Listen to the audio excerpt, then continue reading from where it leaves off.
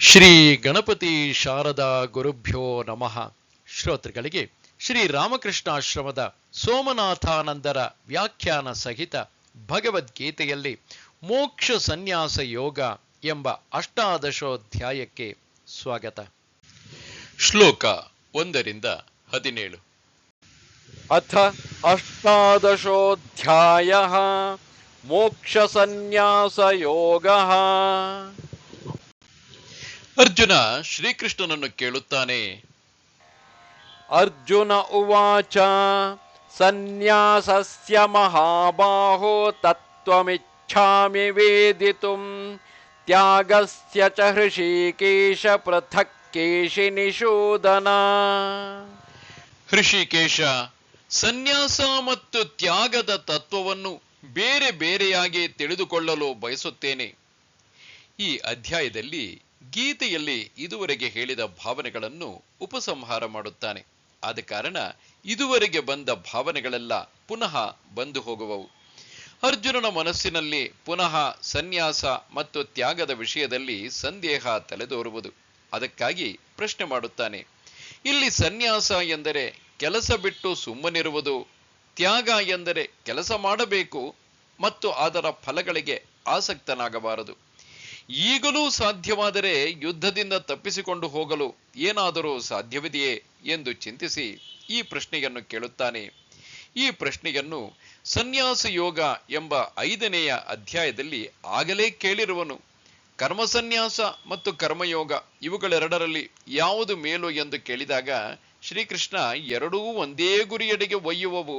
ಆದರೆ ಕರ್ಮಸನ್ಯಾಸ ಎಲ್ಲರಿಗೂ ಮೊದಲೇ ಸಿಕ್ಕುವುದಿಲ್ಲ. ಮಾನವರಲ್ಲಿ ಹಲವಾರು ಸಂಸ್ಕಾರಗಳಿವೆ. ಅವುಗಳೆಲ್ಲ ಕ್ಷಯವಾಗದ ಹೊರತು ಕರ್ಮವನ್ನು ಬಿಡುವುದಕ್ಕೆ ಆಗುವುದಿಲ್ಲ. ನಾವು ಬಿಟ್ಟರೂ ಬೇರೊಂದು ವಿಧವಾಗಿ ಇದು ನಮ್ಮನ್ನು ಹಿಡಿಯುವುದು. ಆದ ಕಾರಣ ಕರ್ಮಯೋಗದ ಮೂಲಕ ಹೋಗುವುದು ಮೇಲು ಎಂದು ಹಿಂದೆಯೇ ಹೇಳಿದ್ದ. ಆದರೂ ಗೀತೆಯ ಉಪದೇಶ ಇನ್ನೇನು ಕೊನೆಗಾಣುತ್ತಿದೆ. ಈಗ ಪುನಃ ಇನ್ನೊಮ್ಮೆ ಅದನ್ನು ಚೆನ್ನಾಗಿ ತಿಳಿದುಕೊಳ್ಳೋಣ ಎಂದು ಕೇಳುತ್ತಾನೆ. ಏಕೆಂದರೆ ಅರ್ಜುನನ ಮನಸ್ಸಿನಲ್ಲಿ ಇದ್ದ ಎರಡು ಮುಖ್ಯವಾದ ಸಮಸ್ಯೆಯೇ ಕೆಲಸವನ್ನು ಮಾಡಬೇಕೇ ಬಿಡಬೇಕೇ ಎಂಬುದು. ಬಿಡುವುದಕ್ಕೆ ಸಾಧ್ಯವಾದರೆ ಅದನ್ನು ಈಗಲಾದರೂ ಬಿಡುವುದಕ್ಕೆ ಸಿದ್ಧನಾಗಿರುವನು. ಗುರು ಹಿರಿಯರ ಕೊಲೆಯನ್ನು ಅವನು ಇಚ್ಛಿಸುವುದಿಲ್ಲ.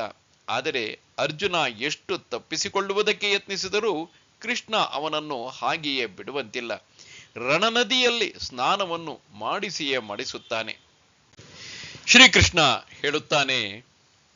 ಶ್ರೀ ಭಗವಾನುವಾಚ ಕಾಮ್ಯಾನಾಂ ಕರ್ಮಣಾಂ ನ್ಯಾಸಂ ಸನ್ಯಾಸಂ ಕವಯೋ ವಿದುಃ ಸರ್ವಕರ್ಮ ಫಲತ್ಯಾಗಂ ಪ್ರಾಹುಸ್ತ್ಯಾಗಂ ವಿಚಕ್ಷಣಾಃ. ಕೆಲವು ಬುದ್ಧಿವಂತರು ಕಾಮ್ಯ ಕರ್ಮಗಳ ತ್ಯಾಗವನ್ನು ಸನ್ಯಾಸ ಎಂದು ಕರೆಯುತ್ತಾರೆ. ಮತ್ತೆ ಕೆಲವು ಜ್ಞಾನಿಗಳು ಸರ್ವ ಕರ್ಮಗಳ ಫಲತ್ಯಾಗವನ್ನು ತ್ಯಾಗ ಎಂದು ಕರೆಯುತ್ತಾರೆ. ಇಲ್ಲಿ ಶ್ರೀಕೃಷ್ಣ ತನ್ನ ಅಭಿಪ್ರಾಯವನ್ನು ಕೊಡುವ ಮುಂಚೆ ಆಗ ಪ್ರಚಲಿತವಾದ 2 ಅಭಿಪ್ರಾಯಗಳನ್ನು ಕೊಡುತ್ತಾನೆ. ಅನಂತರ ತ್ಯಾಗ ಎಂದರೆ ತನ್ನ ಅಭಿಪ್ರಾಯ ಏನು ಎಂಬುದನ್ನು ವಿವರಿಸುತ್ತಾನೆ. ಎಂದಿನಂತೆ ಶ್ರೀಕೃಷ್ಣನ ಅಭಿಪ್ರಾಯ ಯಾವಾಗಲೂ ಪೂರ್ಣ ಗ್ರಾಹಿಯಾದದ್ದು. ಭಿನ್ನ ಭಿನ್ನ ಅಭಿಪ್ರಾಯಗಳಿಗೆಲ್ಲ ಒಂದು ಸ್ಥಾನವನ್ನು ಕೊಟ್ಟು ಬೇರೊಂದು ದೃಷ್ಟಿಯಿಂದ ಅವುಗಳಲ್ಲಿ ಸಾಮರಸ್ಯ ಬರುವಂತೆ ಮಾಡುತ್ತಾನೆ. ಕೆಲವರು ಕಾಮ್ಯ ಕರ್ಮಗಳನ್ನು ಬಿಡುವುದನ್ನು ಸನ್ಯಾಸ ಎಂದು ಹೇಳುತ್ತಾರೆ. ಕಾಮನೆಗಾಗಿ ಪ್ರಪಂಚದ ಗೋಜಿಗೆ ಸಿಕ್ಕಿಕೊಳ್ಳಬಾರದು. ಆದ ಕಾರಣ ಯಾವ ಕರ್ಮ ಕಾಮನೆಯನ್ನು ಇಟ್ಟುಕೊಂಡಿರುವುದೋ ಆ ಕರ್ಮಗಳನ್ನು ಬಿಡುತ್ತಾನೆ. ಪುತ್ರಕಾಮೇಷ್ಟಿ, ರಾಜಸೂಯ, ಅಶ್ವಮೇಧ ಮುಂತಾದ ಹಲವು ಯಾಗ ಯಜ್ಞಗಳನ್ನು ಮಾಡುವುದನ್ನು ಬಿಡುತ್ತಾನೆ. ಇವುಗಳೆಲ್ಲ ಇಹಲೋಕದಲ್ಲಿ ಚೆನ್ನಾಗಿ ಬಾಳುವುದಕ್ಕೆ ಆಗಿದೆ. ಸನ್ಯಾಸಿ ಇವುಗಳನ್ನು ತ್ಯಜಿಸುತ್ತಾನೆ. ಅದೊಂದೇ ಅಲ್ಲ, ಈ ಪ್ರಪಂಚದಲ್ಲಿ ಕೀರ್ತಿ, ಲಾಭ, ಅಧಿಕಾರ, ವೈರತ್ವ ಇವುಗಳಿಗಾಗಿ ಮಾಡುವ ಕರ್ಮವನ್ನು ಅವನು ಬಿಡುತ್ತಾನೆ. ಅವನಿಗೆ ಇವುಗಳಾವುವೂ ಬೇಕಾಗಿಲ್ಲ. ಇವುಗಳೆಲ್ಲ ಸತ್ವವಿಲ್ಲದವು, ನೀರುಗುಳ್ಳೆಗಳಂತೆ. ನಮ್ಮನ್ನು ಈ ಪ್ರಪಂಚಕ್ಕೆ ಬಿಗಿಯುವ ಗೂಟಗಳು ಇವು ಎಂಬುದನ್ನು ಚೆನ್ನಾಗಿ ಅರಿತಿರುವನು. ಆದರೆ ಅವನು ನಿತ್ಯ ಕರ್ಮವನ್ನು ಮಾಡುತ್ತಾನೆ. ನಿತ್ಯ ಕರ್ಮದ ಮೇಲೆಯೇ ಸೃಷ್ಟಿ ನಿಂತಿರುವುದು. ಪ್ರತಿಯೊಂದು ವರ್ಣದವರು, ಆಶ್ರಮದವರು ಸಮಷ್ಟಿಯ ಹಿತಕ್ಕೆ ತಮ್ಮ ಪಾಲಿನ ಕರ್ತವ್ಯವನ್ನು ಧಾರೆ ಎರೆಯಬೇಕಾಗಿದೆ. ಆಗಲೇ ಸಮಾಜ ಭದ್ರವಾಗಿರಬೇಕಾದರೆ ತನಗೆ ಫಲ ಬೇಕಾಗದೇ ಇದ್ದರೂ ಆ ಕೆಲಸವನ್ನು ಮಾಡಬೇಕಾಗಿದೆ. ಏಕೆಂದರೆ ಇತರರಿಗೆ ಅದು ಅತ್ಯಂತ ಅವಶ್ಯಕವಾಗಿ ಬೇಕಾಗಿದೆ. ರೈತ ಬೆಳೆಯನ್ನು ಬೆಳೆಯಬೇಕಾಗಿದೆ, ಇತರರು ಅದರ ಆಧಾರದ ಮೇಲೆ ಜೀವಿಸಬೇಕಾಗಿದೆ. ವೈಶ್ಯ ಒಂದು ಕಡೆ ಬೆಳೆದುದನ್ನು ಮತ್ತೊಂದು ಕಡೆ ರವಾನಿಸಬೇಕಾಗಿದೆ. ಕ್ಷತ್ರಿಯ ಹೊರಗಿನಿಂದ ಬಂದ ಶತ್ರುಗಳು ಬರದಂತೆ, ಒಳಗೆ ಅನ್ಯಾಯ ಅಧರ್ಮಗಳಾಗದಂತೆ ನೋಡಿಕೊಳ್ಳಬೇಕಾಗಿದೆ. ಬ್ರಾಹ್ಮಣ ತನ್ನ ಜ್ಞಾನವನ್ನು ಇತರರಿಗೆ ಕೊಡಬೇಕಾಗಿದೆ. ಅವನಿಗೆ ಕೀರ್ತಿ ಬೇಡ, ಲಾಭ ಬೇಡ, ದ್ವೇಷ ಬೇಡ ಎಂದರೆ ಅವನು ಮಾಡುವ ಕರ್ಮವನ್ನು ಬಿಡುವುದಿಲ್ಲ. ಆಗ ದೊಡ್ಡದೊಂದು, ಅಂದರೆ ಕರ್ಮವನ್ನು ಬಿಟ್ಟರೆ ದೊಡ್ಡದೊಂದು ಲೋಪವಾಗುವುದು. ಇವನು ತಪ್ಪಿತಸ್ಥನಾಗುತ್ತಾನೆ. ಇನ್ನೊಂದು ಗುಂಪಿನವರು ಇದ್ದಾರೆ. ಅವರು ನೀವು ಯಾವ ಕೆಲಸವನ್ನಾದರೂ ಮಾಡಿ, ಆದರೆ ಅದರ ಹಿಂದೆ ಇರುವ ಪ್ರತಿಫಲಾಪೇಕ್ಷೆಯನ್ನು ಬಿಡಿ ಎನ್ನುತ್ತಾರೆ. ಇಲ್ಲಿ ಅದು ಕಾಮ್ಯ ಕರ್ಮ ಆಗಬಹುದು. ಯಾವುದನ್ನು ಮಾಡಿದರೂ ಚಿಂತೆ ಇಲ್ಲ, ಅದರಿಂದ ನಮಗೆ ಯಾವ ಫಲ ಬೇಡ ಎಂದರೆ ಅದೇ ನಿಜವಾದ ತ್ಯಾಗ ಎನ್ನುವರು. ಇಲ್ಲಿ ಅವರು ಕರ್ಮವನ್ನು ಚೆನ್ನಾಗಿ ವಿಭಜನೆ ಮಾಡಿರುವರು. ಕರ್ಮ ನಮ್ಮನ್ನು ಬಂಧನಕ್ಕೆ ಗುರಿ ಮಾಡುವುದೇ, ಕರ್ಮ ಅಲ್ಲ ಕಟ್ಟಿ ಹಾಕುವುದು. ವಾಸ್ತವದಲ್ಲಿ ಕಟ್ಟಿ ಹಾಕುವುದು ಅದರ ಹಿಂದೆ ಇರುವ, ನಮ್ಮನ್ನು ಕಟ್ಟಿ ಹಾಕುವಂತಹದ್ದು ಅದರ ಹಿಂದೆ ಇರುವ ಫಲಾಪೇಕ್ಷೆ. ಅದು ಚೇಳಿನ ಬಾಲದಲ್ಲಿರುವ ವಿಷದ ಕೊಂಡಿಯಂತೆ, ಹಾವಿನ ಬಾಯಿಯಲ್ಲಿರುವ ವಿಷದ ಹಲ್ಲಿನಂತೆ. ಯಾವಾಗ ಒಬ್ಬ ಅದನ್ನು ತೆಗೆದುಹಾಕುವನೋ ಅವನು ಎಷ್ಟು ಬೇಕಾದರೂ ಕರ್ಮ ಮಾಡಬಹುದು, ಅದರಿಂದ ಬಾಧಿತನಾಗುವುದಿಲ್ಲ. ಯಾವಾಗ ಒಬ್ಬ ಫಲದ ಅಪೇಕ್ಷೆಯನ್ನು ಬಿಡುತ್ತಾನೆಯೋ ಅವನು ಕಾಮ್ಯಕರ್ಮವನ್ನಾದರೂ ಹೇಗೆ ಮಾಡುತ್ತಾನೆ? ಸ್ವರ್ಗಕ್ಕೆ ಹೋಗಬೇಕಾಗಿಲ್ಲ, ಇಲ್ಲಿ ಏನು ಬೇಕಾಗಿಲ್ಲ ಎನ್ನುವವನು ರಾಜಸೂಯ, ಪುತ್ರಕಾಮೇಷ್ಟಿ ಯಾಗಗಳನ್ನು ಮಾಡುವುದೇ ಇಲ್ಲ. ಆತನು ಮಾಡುವ ಕರ್ಮವೇ ಆತ್ಮ ಕಲ್ಯಾಣಕ್ಕೆ ಕಾರಣವಾದುದು, ಲೋಕ ಕಲ್ಯಾಣಕ್ಕೆ ಕಾರಣವಾದುದು. ಅವನೆಂದಿಗೂ ಸುಮ್ಮನಿರುವುದಿಲ್ಲ. ಎಲ್ಲಿಯವರೆಗೆ ಒಬ್ಬ ಬದುಕಿರುವನೋ ಅಲ್ಲಿಯವರೆಗೆ ಒಬ್ಬ ಏನಾದರೂ ಕರ್ಮವನ್ನು ಮಾಡುತ್ತಲೇ ಇರಬೇಕಾಗಿದೆ. ಮಾಡುವ ಕೆಲಸದಲ್ಲಿ ಮತ್ತು ಅದರ ಹಿಂದಿರುವ ದೃಷ್ಟಿಯಲ್ಲಿ ಮಾತ್ರ ವ್ಯತ್ಯಾಸ ಮಾಡಿಕೊಳ್ಳಬಹುದು. ಆದ ಕಾರಣ ಅವನು ತನ್ನ ಪಾಲಿಗೆ ಬಂದ ಕರ್ತವ್ಯಗಳನ್ನು ಮಾಡುತ್ತಾನೆ, ಪ್ರತಿಫಲವನ್ನು ಬಯಸುವುದಿಲ್ಲ.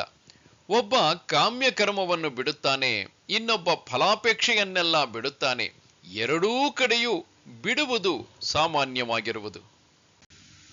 ತ್ಯಾಜ್ಯಂ ದೋಷವದಿತ್ಯೇಕೆ ಕರ್ಮ ಪ್ರಾಹುರ್ಮನೀಷಿಣಃ ಯಜ್ಞದಾನ ತಪಃ ಕರ್ಮ ನ ತ್ಯಾಜ್ಯಮಿತಿ ಚಾಪರೇ. ಕರ್ಮ ದೋಷಪೂರಿತವಾಗಿರುವುದರಿಂದ ಅದನ್ನು ಬಿಡಬೇಕೆಂದು ಕೆಲವು ವಿದ್ವಾಂಸರು ಹೇಳುತ್ತಾರೆ. ಯಜ್ಞ, ದಾನ, ತಪಸ್ಸು ಮುಂತಾದ ಕರ್ಮಗಳನ್ನು ಬಿಡಕೂಡದೆಂದು ಕೆಲವರು ಹೇಳುತ್ತಾರೆ. ಹಿಂದಿನಿಂದಲೂ ಕರ್ಮಗಳನ್ನು ಬಿಡಬೇಕು ಮತ್ತು ಕರ್ಮವನ್ನು ಮಾಡಬೇಕು ಎಂಬ ಎರಡು ಅಭಿಪ್ರಾಯಗಳು ಬಂದಿವೆ. ಇಬ್ಬರೂ ಕೂಡ ತಮ್ಮದೇ ಸರಿಯೆಂದು ಸಾಧಿಸುವುದಕ್ಕೆ ಕಾರಣಗಳನ್ನು ಕೊಡುವರು. ಬಿಡಬೇಕು ಎನ್ನುವವರು ಹೇಳುವುದೇ ಹೀಗೆ: ಎಲ್ಲಾ ಕರ್ಮವೂ ಮನುಷ್ಯನನ್ನು ಬಂಧಿಸುವುದು. ಒಳ್ಳೆಯ ಕರ್ಮ ಒಂದು ರೀತಿ ಬಂಧಿಸುತ್ತದೆ. ಒಂದು ಚಿನ್ನದ ಸರಪಣಿ, ಅದನ್ನು ಒಳ್ಳೆಯದು ಎನ್ನುತ್ತೇವೆ. ಇನ್ನೊಂದು ಕಬ್ಬಿಣದ ಸರಪಣಿ, ಅದನ್ನು ಕೆಟ್ಟದ್ದು ಎನ್ನುತ್ತೇವೆ. ಆದ ಕಾರಣವೇ ಯಾವ ವಿಧವಾದ ಕರ್ಮವನ್ನು ಕೂಡ ಮಾಡದೇ ಇರುವುದೇ ಮೇಲು. ಒಳ್ಳೆಯ ಉದ್ದೇಶವನ್ನು ಇಟ್ಟುಕೊಂಡು ಮಾಡುತ್ತಿದ್ದರೂ ಕಾಲಕ್ರಮೇಣ ನಮಗೇ ಗೊತ್ತಾಗದೆ ಅದರಲ್ಲಿ ಆಸಕ್ತರಾಗುತ್ತಾ ಬರುತ್ತೇವೆ. ಕೊನೆಗೆ ಚೆನ್ನಾಗಿ ಅದಕ್ಕೆ ಆಸಕ್ತರಾದಾಗ ಮಾತ್ರ ನಮಗೆ ಅದು ಅರಿವಾಗುವುದು.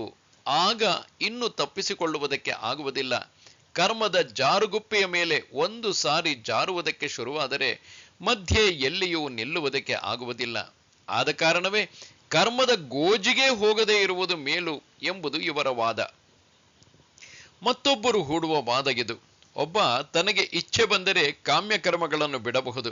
ಆದರೆ ಎಲ್ಲಿಯವರೆಗೆ ಒಬ್ಬ ಸಮಾಜದಲ್ಲಿ ಇರುವನೋ ಅವನು ಸಮಾಜದಿಂದ ಕಂಡಂತೆ ಕಾಣದಂತೆ ಎಲ್ಲಾ ಸಹಾಯವನ್ನು ಪಡೆಯುತ್ತಿರುವನು. ಅವನು ಊಟ ಬಟ್ಟೆಯನ್ನು ಸಮಾಜದಿಂದ ಪಡೆಯುತ್ತಾನೆ. ಅದರಂತೆಯೇ ಅವನಿಗೆ ಕಳ್ಳಕಾಕರ ಕಾಟದಿಂದ ರಕ್ಷಣೆ ಸಿಗುವುದು. ತನ್ನ ಜೀವನ ಸುಸೂತ್ರವಾಗಿ ನಡೆಯುವುದಕ್ಕೆ ಬೇಕಾಗುವುದೆಲ್ಲವನ್ನೂ ತೆಗೆದುಕೊಂಡು ಅನಂತರ ನಾನೇನೂ ಕೊಡುವುದಿಲ್ಲ ಎಂದರೆ ಆಗದು. ಪ್ರಕೃತಿಯಿಂದ ನಾವು ಯಾವಾಗ ಒಂದು ಕೈಯಿಂದ ತೆಗೆದುಕೊಳ್ಳುತ್ತೇವೆಯೋ ಆಗ ಕೊಡಬೇಕಾಗುವುದು. ಕೊಡುವಾಗ ಫಲಾಪೇಕ್ಷೆ ಇಲ್ಲದೆ ಕೊಡಲಿ. ಫಲಾಪೇಕ್ಷೆ ಒಬ್ಬನನ್ನು ಕಟ್ಟಿ ಹಾಕುವುದು, ಕರ್ಮವಲ್ಲ ಎನ್ನುವನು. ಕರ್ಮವನ್ನು ಯಾರು ಸಂಪೂರ್ಣವಾಗಿ ಬಿಟ್ಟಿರುವುದಕ್ಕೆ ಆಗುವುದಿಲ್ಲ. ಯಾರು ಕರ್ಮವನ್ನು ಬಿಟ್ಟಿರುವೆವು ಎನ್ನುತ್ತಾರೆಯೋ ಅವರು ಎಷ್ಟು ಕಾಲವನ್ನು ಧ್ಯಾನದಲ್ಲಿ ಕಳೆಯುವುದಕ್ಕೆ ಸಾಧ್ಯ? ಉಳಿದ ಎಲ್ಲವನ್ನು ಅವರು ಹೇಗೆ ಉಪಯೋಗ ಮಾಡುವರು? ಕೆಲವರು ತಪಸ್ಸಿಗೆ ಹೃಷಿಕೇಶ, ಉತ್ತರಕಾಶಿ ಮುಂತಾದ ಸ್ಥಳಗಳಿಗೆ ಹೋಗುತ್ತಾರೆ. ಛತ್ರದ ಹತ್ತಿರ ಭಿಕ್ಷೆ ಪಡೆಯುವುದಕ್ಕೆ ಗಂಟೆಗಟ್ಟಲೆ ಕಳೆಯುತ್ತಾರೆ. ನೀರು ಕಾಯಿಸಿಕೊಳ್ಳುವುದಕ್ಕೆ, ಪೊರಲೆ ಆಯುವುದಕ್ಕೆ, ಹಲ್ಲುಜ್ಜುವುದು, ಇತರರೊಡನೆ ಮಾತುಕತೆಯಾಡುವುದು, ಇದರಲ್ಲೇ ಬಹುಕಾಲ ಹೋಗುವುದು. ಏನಾದರೂ ಕೆಲಸ ಮಾಡಿ ಎಂದರೆ ಅದು ಬಂಧನಕ್ಕೆ ಸಿಕ್ಕಿ ಬೀಳಿಸುವುದು ಎನ್ನುವರು. ಬಿಟ್ಟಿ ಛತ್ರದಲ್ಲಿ ಭೋಜನ ಸ್ವೀಕರಿಸುವುದು ನಮ್ಮನ್ನು ಬಂಧನಕ್ಕೆ ಗುರಿ ಮಾಡುವುದಿಲ್ಲವೇ? ಆದ ಕಾರಣವೇ ಹಲವು ವಿಧವಾದ ಯಜ್ಞ, ಹಲವು ವಿಧವಾದ ದಾನ ಮತ್ತು ಕಾಯಿಕ, ವಾಚಿಕ, ಮಾನಸಿಕ ತಪಸ್ಸು ಇವುಗಳನ್ನು ಫಲಾಪೇಕ್ಷೆ ಬಿಟ್ಟು ಮಾಡಬೇಕು. ಇದು ಸಮಾಜದಲ್ಲಿ ಪ್ರತಿಯೊಬ್ಬರಿಗೂ ಅನ್ವಯಿಸುವುದು. ನಾವು ನಮ್ಮ ಯೋಗ್ಯತಾನುಸಾರ ಕೊಟ್ಟು ಋಣದಿಂದ ವಿಮುಕ್ತರಾಗಬೇಕು. ನಿಶ್ಚಯಂ ಶೃಣು ಮೇ ತತ್ರ ತ್ಯಾಗೇ ಭರತ ಸತ್ತಮ, ತ್ಯಾಗೋ ಹಿ ಪುರುಷ ವ್ಯಾಘ್ರ ತ್ರಿವಿಧ ಸಂಪ್ರಕೀರ್ತಿತಃ. ಅರ್ಜುನ, ತ್ಯಾಗದ ವಿಷಯದಲ್ಲಿ ನನ್ನ ದೃಢ ನಿಶ್ಚಯವನ್ನು ಕೇಳು. ತ್ಯಾಗ 3 ಬಗೆ ಎಂದು ಶಾಸ್ತ್ರದಲ್ಲಿ ಹೇಳಿದೆ. ಶ್ರೀಕೃಷ್ಣ 2 ಅಭಿಪ್ರಾಯಗಳ ಹಿಂದೆಯೂ ಹೋಗುತ್ತಾನೆ. ಇಬ್ಬರೂ ಕೂಡ ಬಿಡಬೇಕು ಎಂಬುದನ್ನು ಒಪ್ಪಿಕೊಳ್ಳುತ್ತಾರೆ. ಕಾಮ್ಯ ಕರ್ಮವನ್ನು ಬಿಡಬೇಕು ಎಂದು ಒಬ್ಬರು ಹೇಳುತ್ತಾರೆ, ಕರ್ಮದ ಫಲವನ್ನು ಬಿಡಬೇಕು ಎಂದು ಮತ್ತೊಬ್ಬರು ಹೇಳುತ್ತಾರೆ. ಕಾಮ್ಯ ಕರ್ಮವನ್ನು ಬಿಟ್ಟವನು ನಿಯತ ಕರ್ಮವನ್ನು ಮಾಡಲೇಬೇಕಾಗಿದೆ. ಅನಿಯತ ಕರ್ಮದಿಂದ ಬರುವ ಫಲಗಳನ್ನು ತ್ಯಾಗ ಮಾಡಬೇಕು.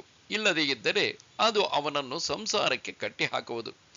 ಎರಡನೆಯ ಮನುಷ್ಯ ಯಾವುದನ್ನೂ ಬಿಡುವುದಿಲ್ಲ, ಆದರೂ ಫಲವನ್ನು ತ್ಯಜಿಸಬೇಕು ಎಂಬುದನ್ನು ಒಪ್ಪಿಕೊಂಡ ಹಾಗಾಯಿತು. ಶ್ರೀಕೃಷ್ಣ ಈ ಬಿಡುವುದನ್ನೂ ಕೂಡ ಮತ್ತು ವಿಭಜನೆ ಮಾಡುತ್ತಾನೆ. ಬಿಡಬೇಕಾದುದೇನೋ ಸರಿ, ಆದರೆ ಅವನು ಯಾವ ದೃಷ್ಟಿಯಿಂದ ಬಿಡುತ್ತಾನೆ ಎಂಬುದನ್ನು ಗಮನಿಸಬೇಕು. ಅದು ಅತ್ಯಂತ ಮುಖ್ಯ. ಆ ದೃಷ್ಟಿ ಸರಿಯಾಗಿದ್ದರೆ ಮಾತ್ರ ಅದಕ್ಕೆ ಪುಣ್ಯ ದೊರಕುತ್ತದೆ, ಇಲ್ಲದೇ ಇದ್ದರೆ ಇಲ್ಲ. ಕೆಲವು ವೇಳೆ ನನಗೆ ಒಂದು ವಸ್ತು ಸಿಕ್ಕುವ ಸಂಭವ ಇಲ್ಲ, ಅದಕ್ಕಾಗಿ ಬಿಡುತ್ತೇನೆ. ನರಿ ದ್ರಾಕ್ಷಿ ಹಣ್ಣಿಗೆ ನೆಗೆದು ಎಟುಕದಾದಾಗ ಅದೆಲ್ಲ ಬರೀ ಹುಳಿ ಎಂದು ಬಿಟ್ಟಂತೆ ಆಗುವುದು. ಮತ್ತೆ ಕೆಲವು ವೇಳೆ ಅದನ್ನು ಪಡೆಯುವುದಕ್ಕೆ ತುಂಬಾ ಕಷ್ಟಪಡಬೇಕು, ಅದಕ್ಕಾಗಿ ಬೇಡವೇ ಬೇಡ ಎನ್ನುತ್ತೇವೆ. ಇವುಗಳ ಹಿಂದೆಲ್ಲ ಇರುವುದು ಅಭಾವ ವೈರಾಗ್ಯ. ಇಲ್ಲ, ಅದಕ್ಕೆ ಬಿಟ್ಟಿದ್ದೇನೆ ಎಂದರೆ, ಅದಕ್ಕೆ ಬಿಟ್ಟಿದ್ದೇವೆ ಎಂದು ಬಂದರೆ ಅದನ್ನು ಅನುಭವಿಸುವುದಕ್ಕೆ ಮನಸ್ಸು ಸಿದ್ಧವಾಗಿರಬಹುದು. ಆದ ಕಾರಣ ಬಿಡುವುದೇ ದೊಡ್ಡದಲ್ಲ, ಯಾತಕ್ಕಾಗಿ ಬಿಡುತ್ತಾರೆ ಇದನ್ನು ನಾವೀಗ ಗಮನಿಸಬೇಕಾಗಿದೆ. ಯಜ್ಞದಾನ ತಪಃ ಕರ್ಮ ನ ತ್ಯಾಜ್ಯಂ ಕಾರ್ಯಮೇವ ತತ್, ಯಜ್ಞೋ ದಾನಂ ತಪಶ್ಚೈವ ಪಾವನಾನಿ ಮನೀಷಿಣಾಂ.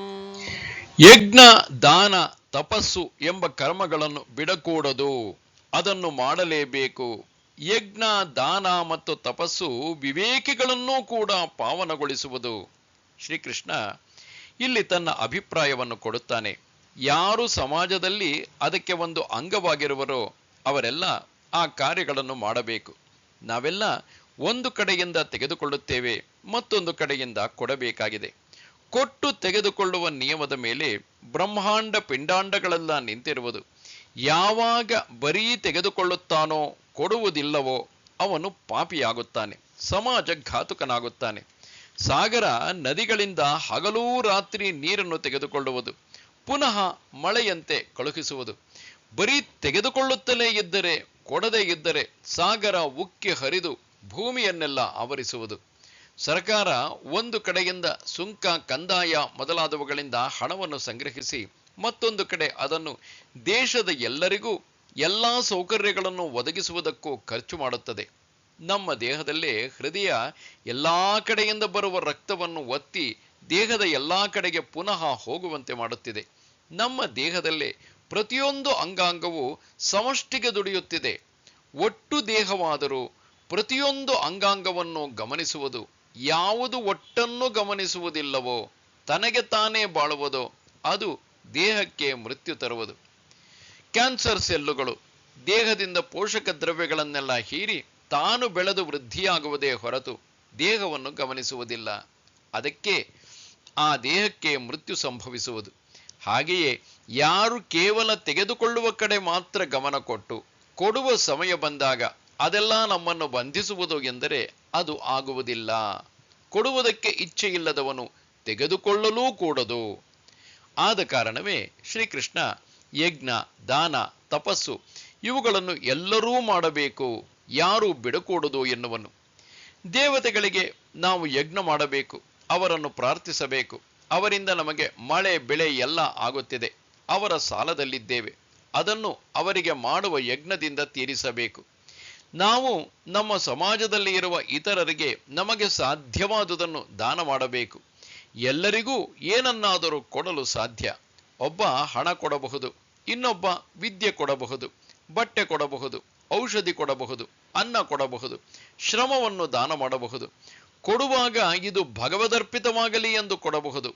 ಕೊಡುವುದೇ ನಮ್ಮ ಹೃದಯವನ್ನು ವಿಕಾಸ ಮಾಡುವುದು, ನಮ್ಮ ಸ್ವಾರ್ಥವನ್ನು ತೆಗೆಯುವುದು, ನಮ್ಮ ಮನಸ್ಸಿನ ಕಿಲುಬನ್ನು ತೊಳೆಯುವುದು. ತಪಸ್ಸನ್ನು ಮಾಡಬೇಕು.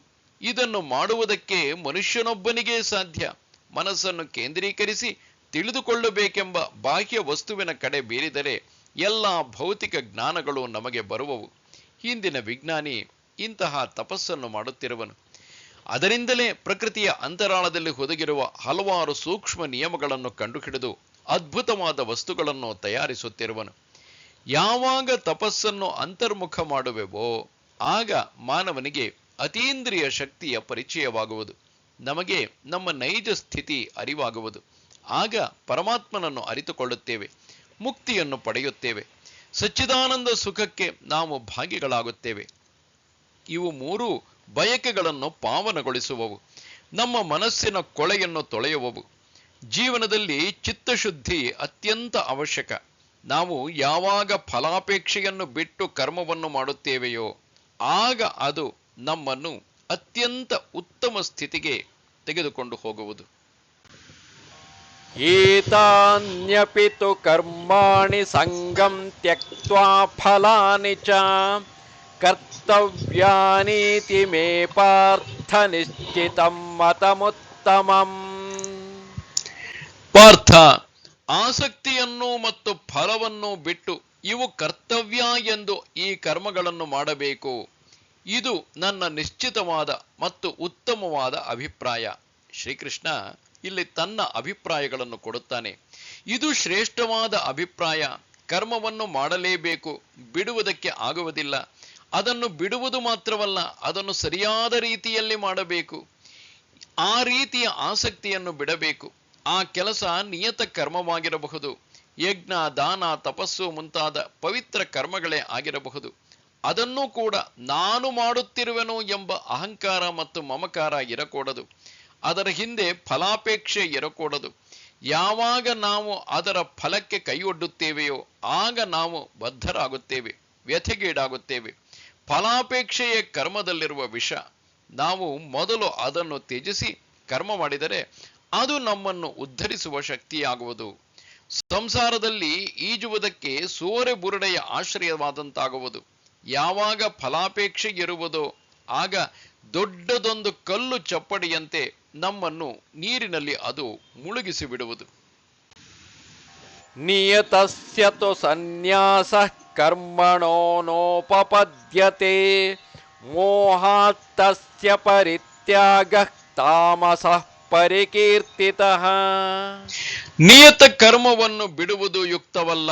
ಮೋಹದಿಂದ ಅದನ್ನು ಬಿಟ್ಟರೆ ಅದನ್ನು ತಾಮಸಿಕ ಎಂದು ಹೇಳುತ್ತಾರೆ.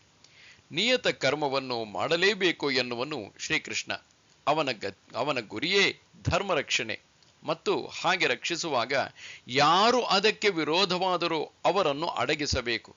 ಯಾವಾಗ ಕ್ಷತ್ರಿಯ ತನ್ನ ಕಣ್ಣೆದುರಿಗೆ ಆಗುತ್ತಿರುವ ಅನ್ಯಾಯವನ್ನು ನೋಡಿಯೂ ಸುಮ್ಮನಿರುತ್ತಾನೆಯೋ ಆಗ ಸಮಾಜದಲ್ಲಿ ಬಿಗಿ ತಪ್ಪುವುದು. ಯಾರು ಬೇಕಾದರೂ ಅನ್ಯಾಯ ಮಾಡಿ ತಪ್ಪಿಸಿಕೊಳ್ಳಬಹುದು ಎಂಬ ಭಾವ ಬೇರೂರುವುದು. ಅದಕ್ಕೆ ಅವಕಾಶವನ್ನು ಕೊಡುತ್ತಾನೆ ಕ್ಷತ್ರಿಯ ತನ್ನ ಕರ್ತವ್ಯವನ್ನು ಮಾಡದೇ ಹೋದಾಗ. ಇದು ಬ್ರಾಹ್ಮಣನಿಗೆ, ವೈಶ್ಯನಿಗೆ ಮತ್ತು ಶೂದ್ರನಿಗೆ ಅನ್ವಯಿಸುವುದು. ಸಮಾಜದಲ್ಲಿ ನ್ಯಾಯ, ಧರ್ಮ ಮುಂತಾದವೆಲ್ಲ ಇರಬೇಕಾದರೆ ಕ್ಷತ್ರಿಯನ ಶಕ್ತಿಯಷ್ಟು ಅವಶ್ಯಕವೋ ಅಷ್ಟೇ ಅವಶ್ಯಕ. ಸಮಾಜದಲ್ಲಿ ವಿದ್ಯೆ ಇರಬೇಕಾದರೆ ಬ್ರಾಹ್ಮಣ ಅದನ್ನು ಕೊಡಬೇಕಾಗಿರುವುದು.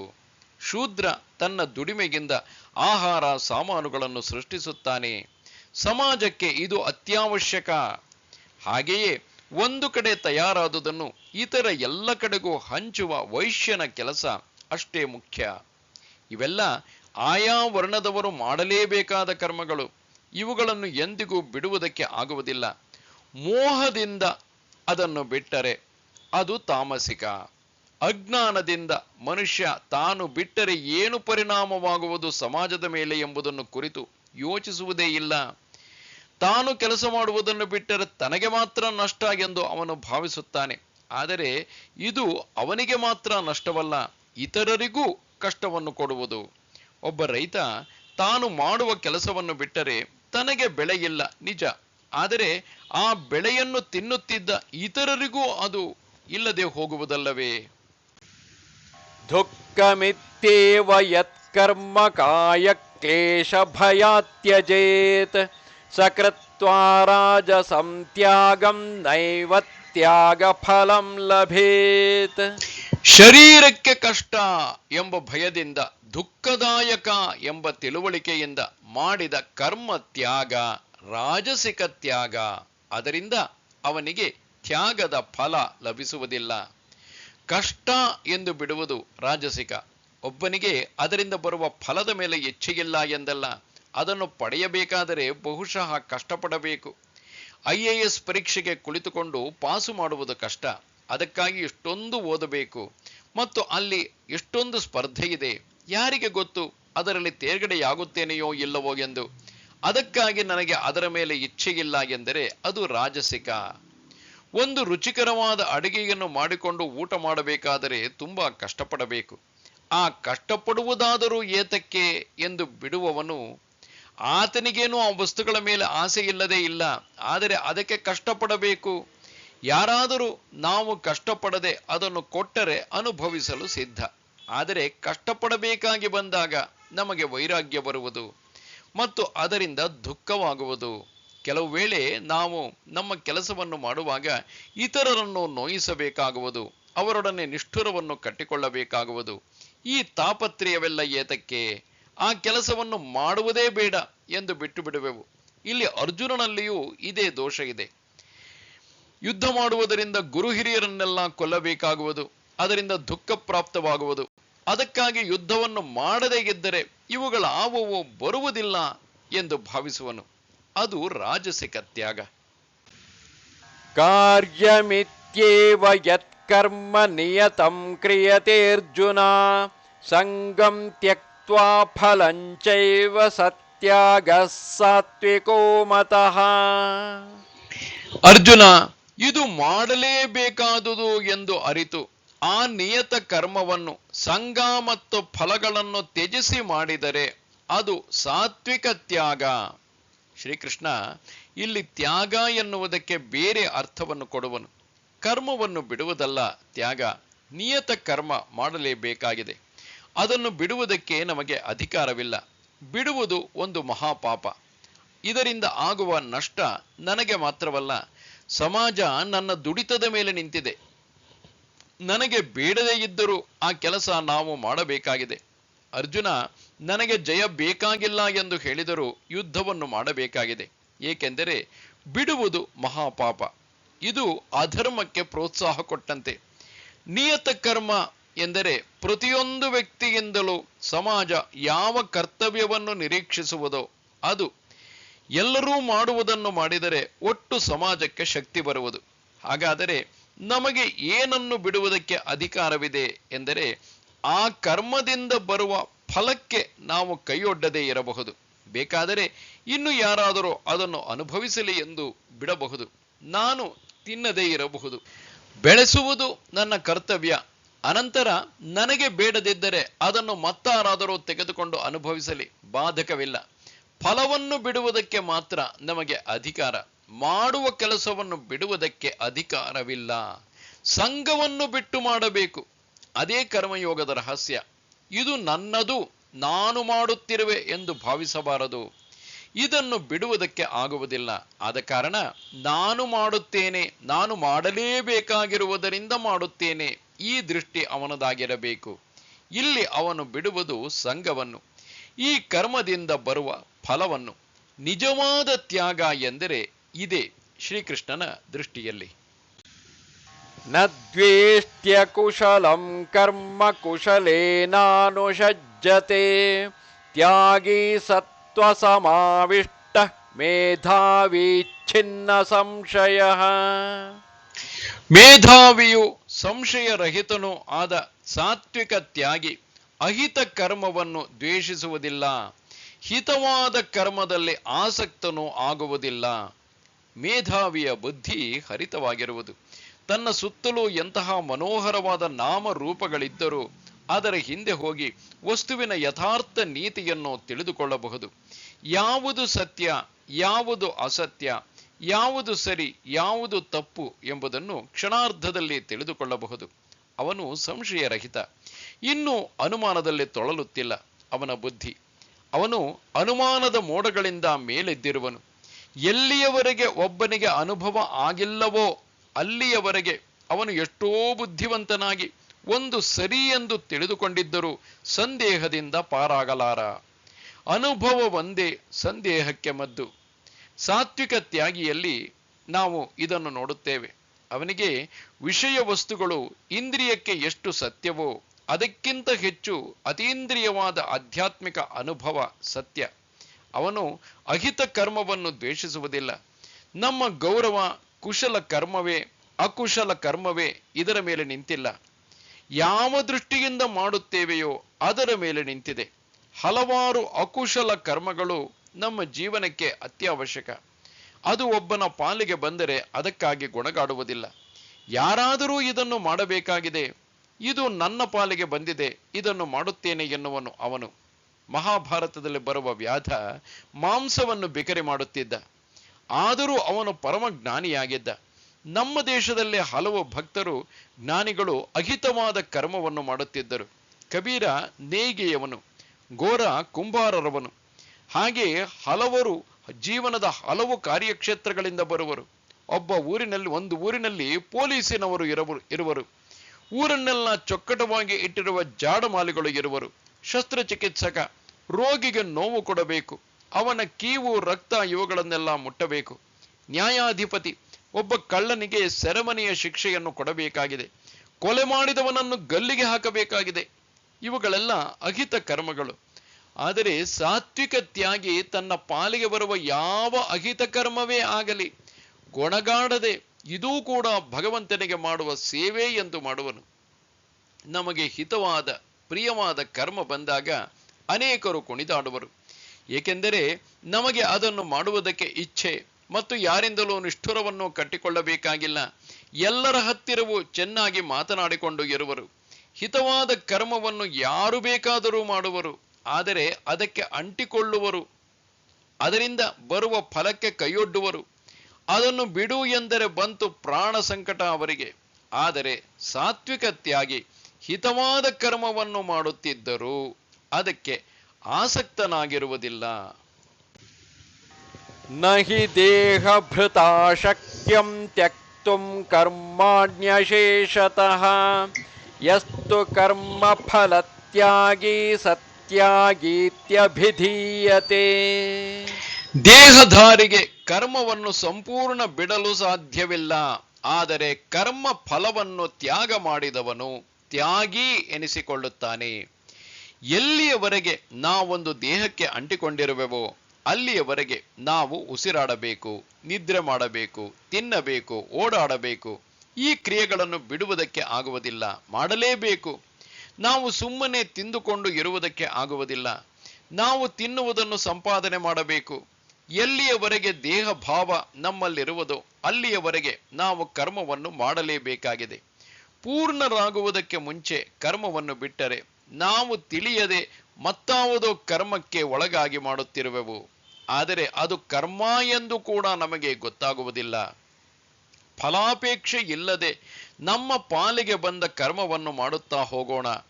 ಯಾವಾಗ ನಾವು ಕರ್ಮವನ್ನು ಮೀರುವ ಸ್ಥಿತಿಗೆ ಬರುವೆವೋ ಆಗ ನಾವು ಕರ್ಮವನ್ನು ಬಿಡಬೇಕಾಗಿಲ್ಲ. ಕರ್ಮ ತನಗೆ ತಾನೇ ಬಿದ್ದು ಹೋಗುವುದು. ಹಣ್ಣು ಚೆನ್ನಾಗಿ ಮಾಗಿದ ಮೇಲೆ ಮರದಿಂದ ಉದುರಿ ಹೋಗುವುದು. ಶ್ರೀರಾಮಕೃಷ್ಣರು ಮತ್ತೊಂದು ಉದಾಹರಣೆಯನ್ನು ಕೊಡುತ್ತಿದ್ದರು. ಬಿದ್ದರೆ ಗಾಯವಾಗಿ ಅಲ್ಲಿ ಹೊಕ್ಕು ಕಟ್ಟಿಕೊಳ್ಳುವುದು. ಗಾಯ ವಾಸಿ ಆದ ಮೇಲೆ ಹೊಕ್ಕು ತಾನೇ ಬಿದ್ದು ಹೋಗುವುದು. ಆದರೆ ಗಾಯ ವಾಸಿ ಆಗುವುದಕ್ಕೆ ಮುಂಚೆ ನಾವು ಅದನ್ನು ಕಿತ್ತು ಹಾಕಿದರೆ ಮತ್ತೊಂದು ಹೊಕ್ಕು ಕಟ್ಟಿಕೊಳ್ಳುವುದು. ಅದರಂತೆಯೇ ಕರ್ಮ. ಅನಿಷ್ಟಮಿಷ್ಟಂ ಮಿಶ್ರಂಚ ತ್ರಿವಿಧಂ ಕರ್ಮಣಃ ಫಲಂ ಭವತ್ಯತ್ಯಾಗಿನಾಂ ಪ್ರೇತ್ಯ ನತು ಸನ್ಯಾಸಿನಾಂ ಕ್ವಚಿತ್. ಯಾರು ತ್ಯಾಗ ಮಾಡುವುದಿಲ್ಲವೋ ಅವರಿಗೆ ಕರ್ಮ ಫಲ ಅನಿಷ್ಟ, ಇಷ್ಟ ಮತ್ತು ಮಿಶ್ರ ಎಂದು 3 ವಿಧವಾಗಿ ಬರುವುದು. ಆದರೆ ತ್ಯಾಗಿಗೆ ಆ ಫಲ ಎಂದಿಗೂ ಆಗುವುದಿಲ್ಲ. ಯಾರು ಫಲಾಪೇಕ್ಷೆಯಿಂದ ಕರ್ಮಗಳನ್ನು ಮಾಡುತ್ತಾರೋ ಅವರಿಗೆ ಫಲ ಬರುವುದು. ಆದರೆ ಆ ಫಲ ಯಾವಾಗಲೂ ಪ್ರಿಯವಾದ ಫಲವಾಗುವುದಿಲ್ಲ.